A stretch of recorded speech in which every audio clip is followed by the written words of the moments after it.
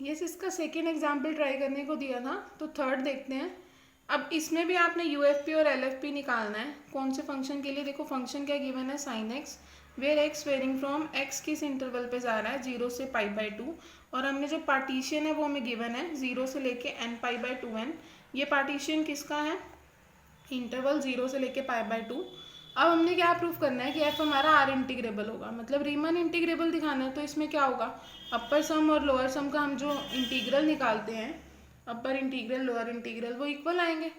उसी को प्रूफ करते हैं। देखो सबसे पहले एफ एक्स डिफाइन किया, साइन एक्स, एक्स किस में लाई कर रहा है, 0 से लेके π/2 में। अब देखो इसमें पार्टीशन पी तो गिवन ही है हमें, वही सेम ले रहे हैं। अगर मैं इसकी आर एथ वैल्यू उठा रही हूँ इंटरवल की, तो वो क्या आएगी, r-1 π/2n, r π/2n। Capital M are का मतलब होता है least upper bound.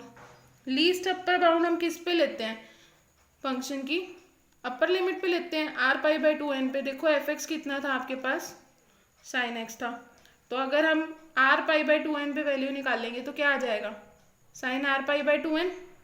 Same way में एम आर निकालोगे, ग्रेटेस्ट लोअर बाउंड, ये हमारी लोअर लिमिट पे आएगा।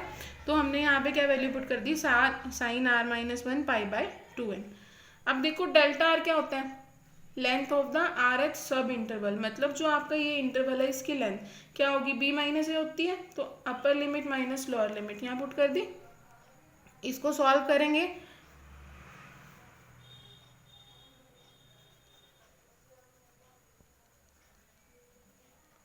जब हम मल्टीप्लाई कर देंगे ये पावर तो कैंसिल होगी, तो किसके इक्वल आ गई, π/2n के।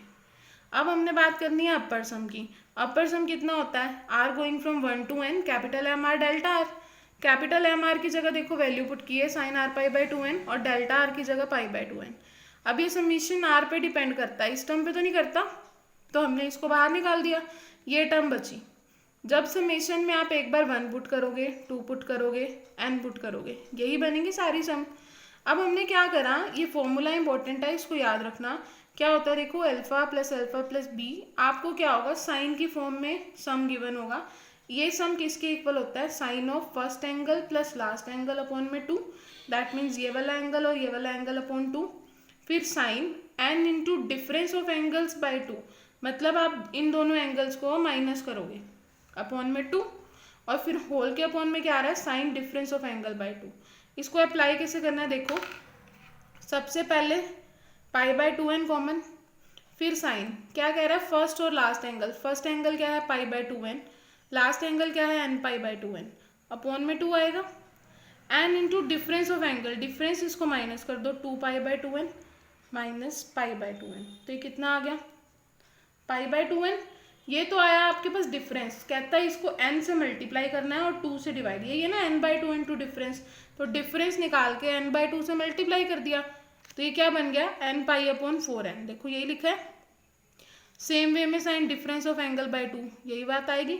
यहाँ देखो n से n कैंसिल हो गया, ये क्या बन गया, साइन π/4। यहाँ पे क्या होगा, देखो ये जो 2 है ये इसके साथ जाएगा, तो π/4n बनेगा। यहाँ पे ये n से n कैंसिल, तो ये क्या बन गया, π/4। अब साइन π/4 की वैल्यू क्या होती है, 1/√2, 1/√2 होती है, हमने बाहर निकाल दी। यहाँ हम क्या फॉर्मूला लगाएंगे, sine of a plus B. Sine a plus B किसके इक्वल होता है, sine a cos B plus cos A sine B. अब देखो साइन π/4 कोस π/4, दोनों की वैल्यू हमारे पास 1/√2 होती है, 1/√2 कॉमन निकाल दिया, कोस अपॉन साइन कितना हो गया, कोट π/4n, और साइन अपॉन साइन तो कैंसिल होके 1 आ जाएगा, √2 को √2 से मल्टीप्लाई कर दो, कितना हो जाएगा, 2 एंड 2 2 जा 4। देखो अपर सम हमारा ये आएगा UFP। फिर हमने क्या किया, लिमिट ली n गोज टू इन्फिनिटी। कैसे लोगे limit n goes to infinity upon this, पहले तो ये टर्म, और साथ में देखो अगर पहले कोट है ना, इसको हम ऐसे भी तो लिख सकते हैं 1/10, फिर ये π/4n अंदर मल्टीप्लाई कर दिया, यहाँ पे भी कर दिया।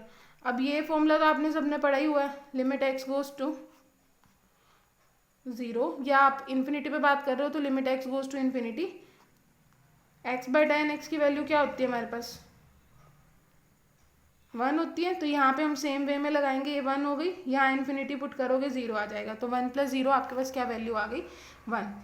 ठीक है, सेम वे में हम अब लोअर सम की बात करते हैं, वहाँ क्या होगा, summation R going from M R 1 to n M R delta R. फिर हमने एम आर की वैल्यू पुट करी, यहाँ पे हमने डेल्टा आर की, ये वाली जो सेम कांस्टेंट टर्म है ये बाहर आ जाएगी। कांस्टेंट टर्म के बाहर आती, देखो ये क्या बन गया, साइन r - 1 π/2n। फिर r को 1 2 3 सो ऑन पुट करोगे। ठीक है, अगेन साइन फॉर्मूला लगा दो, साइन ऑफ फर्स्ट एंगल 0 है यहाँ, और लास्ट एंगल ये upon 2 sine n/2 into difference और साइन इंटू डिफरेंस बाय 2। यहाँ पे देखो सॉल्व करोगे, ये वैल्यू बनेगी, साइन a - b का फॉर्मूला लगा दो, sine a cos b minus cos a sine b, upon में सेम वैल्यू, फिर से साइन 45 कॉस 45 कॉमन, तो 1/√2, ये टर्म बन गई हमारे पास, सेम वही है जैसे पिछला किया है, सिर्फ वहाँ प्लस माइनस का चेंज आ रहा है। और फिर हम जब वही same limit n goes to infinity करेंगे, कॉट को तो हमने अपॉन में लिख दिया 1/tan, फिर ये सेपरेट हो गई, ये लिमिट हमें पता ही है 1 होती है, ये कितनी होती है 0, तो 1 - 0 कितना आ गया 1। तो जो हमने अपर और लोअर इंटीग्रल निकालने हैं, दोनों की वैल्यू क्या आ रही है 1। तो ये जो फंक्शन है ये 0 से π/2 पे इंटीग्रेबल होगा, और इसकी लिमिट कितनी आ रही है, बताया था आपको कि लोअर और अपर सम की जब हम लिमिट कंपेयर करते हैं तो हम उसको उसकी कॉमन वैल्यू से डिनोट कर देते हैं, तो वो किसके इक्वल आएगी 1 के इक्वल।